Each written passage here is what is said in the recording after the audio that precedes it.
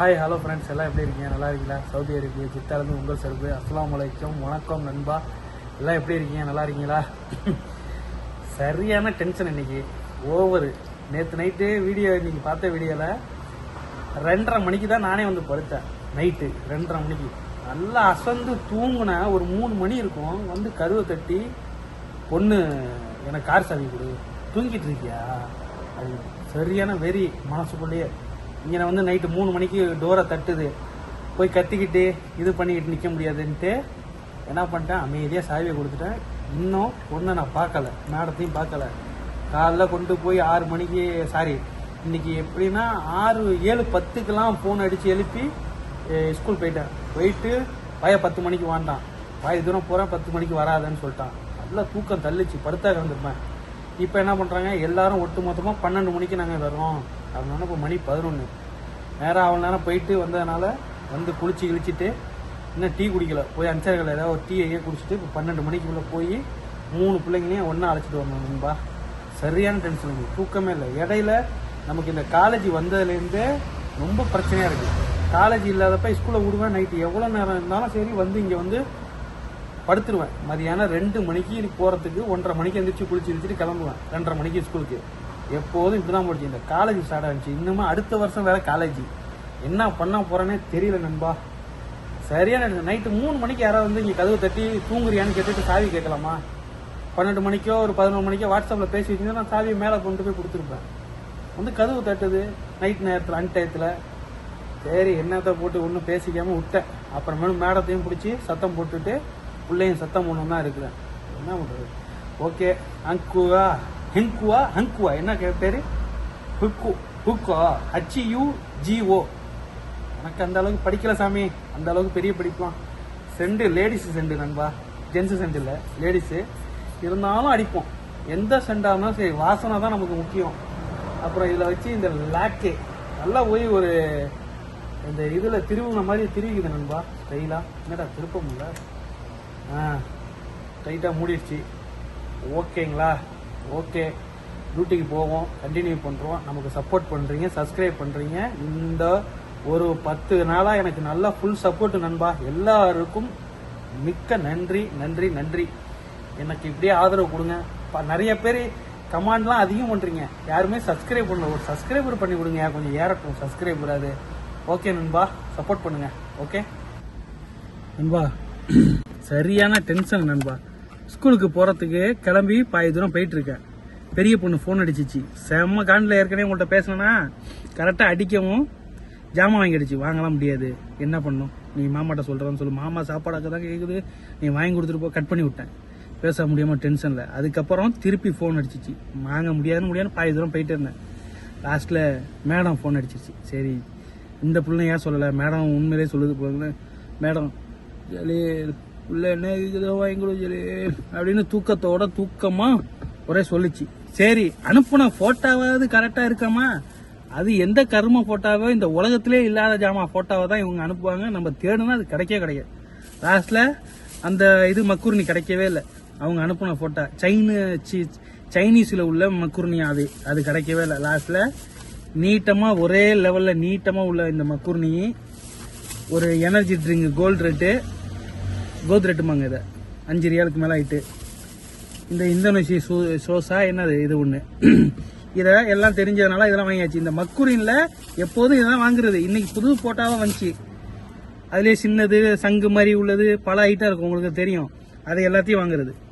ஏன் கேட்குறீங்க? இப்போ ரிட்டனு பாதியில் வந்து இதை வாங்கி கொடுத்துட்டு போகிறேன். அதுக்குள்ளே நடு பொண்ணு அடித்து எனக்கு 500 ரூபா பணம் உன்ட்ட கேட்டனா இல்லையா, ஸ்கூலில் கொடுக்கணுன்ட்டு எடுத்துகிட்டு உன்னை வர சொன்னா இத்தனை மணிக்கு, நீ ஏன் வரல?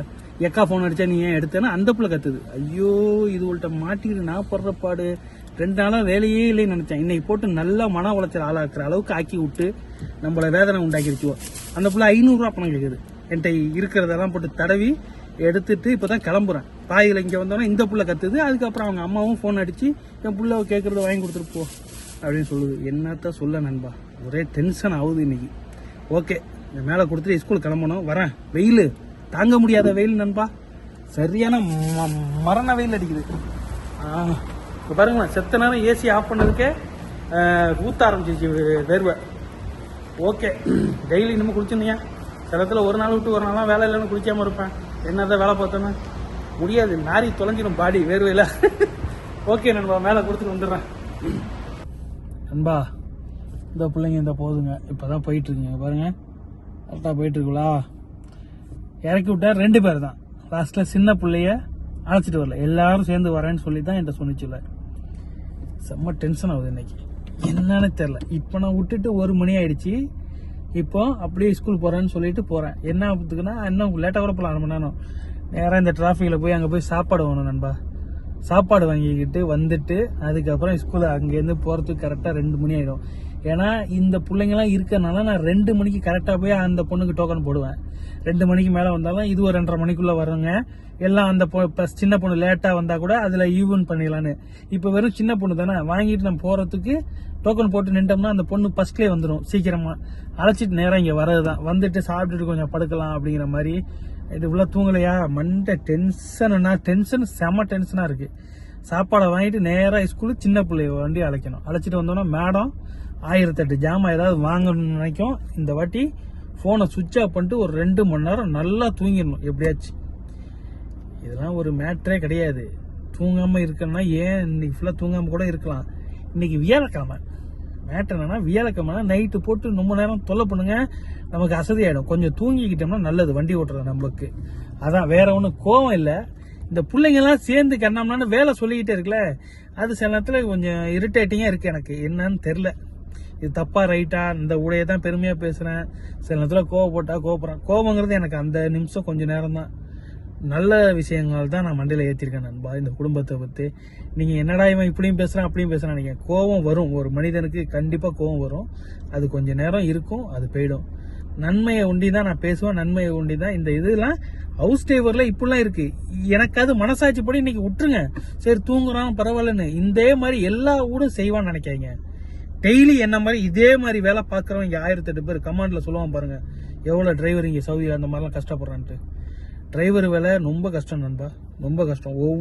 எல்லா ஊடும் இதே மாதிரி ஊடாக இருக்காது. 100க்கு 99% மோசமான ஊடாக தான் இருக்கும். 1% தான் நல்ல ஊடு இருக்கும். இல்லை 10% வச்சுங்க, பாக்கி 90 அப்படி தான் இருக்கும்.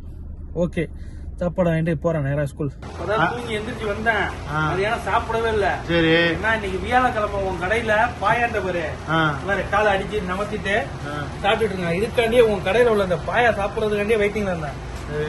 காலை பாரு, நல்லா வெந்து கொல கொலன்னு இருக்கு, சூப்பர் டேஸ்ட். எவ்வளவு தான் சரி பிளேட் இது? பாயா 6 ரியாலு. பரோட்டா தனியா வாங்கிக்கலாம், இட்லி வாங்கிக்கலாம், தோசை வாங்கிக்கலாம், அது உங்களோட இஷ்டம். வாங்கிட்டு பாயா சாப்பிட்டுட்டு சால்னா எவ்வளவு கேட்டாலும் அன்லிமிட்டெட் கொடுத்துருவோம், வச்சு சாப்பிட வேண்டியதான்.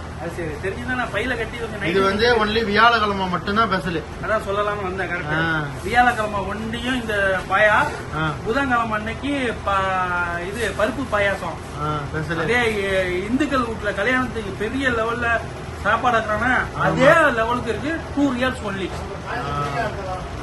2 ரியால் தான். ஆனா இதுல மருத்துவ குணம் நிறைய இருக்கியா? கால் வலிச்சுட்டே வந்தேன், நொண்டி நொண்டியே சூப்பர் சாப்பிட்டேன், வலி நின்றுச்சாரியா, பாயா சாப்பிட்டேன், வலியே நின்றுச்சியா. முட்டி வலி, கால் வலி, கை கால் குடைச்சல், தலை சுத்தல் எல்லாமே இருக்கும் அதுல. ஆனா சவுதி அரேபியால சாப்பிட்டே ஆகணும். ஏன்னு கேளு, ஏன்னா இங்க அதிகமா கடினமா வேலை பார்க்கிறோம். இங்க உள்ள வெயிலுக்கு உடம்புல தெம்பு தேவை, சரியா? ஊரு மாரி கிடையாது. வாரத்துல ஒரு நாள் ஒரு பாயா சாப்பிட்டோம்னா உனக்கு வந்து உடம்பு வந்து அப்படி நல்லா கண்ணு மாரி இருக்கும். ஆமா, உண்மைதான், உண்மையிலே டேஸ்டா இருக்கு. ஆமா, சும்மா விளையாட்டா பேசல, நல்லா இருக்குது. 6 ரியாலுக்கு ஒர்த்து. ஓகே, எல்லாரும் வந்து டேஸ்ட் பண்ணி பாருங்க. நன்றி. வியாழக்கிழமை மட்டும். ஆமா, ஸ்பெஷல். புதன்கிழமை வந்தீங்கன்னா பருப்பு பாயாசம் 6 ரியாலுக்கு cheap and best. Okay okay, நன்றி நண்பர்களே.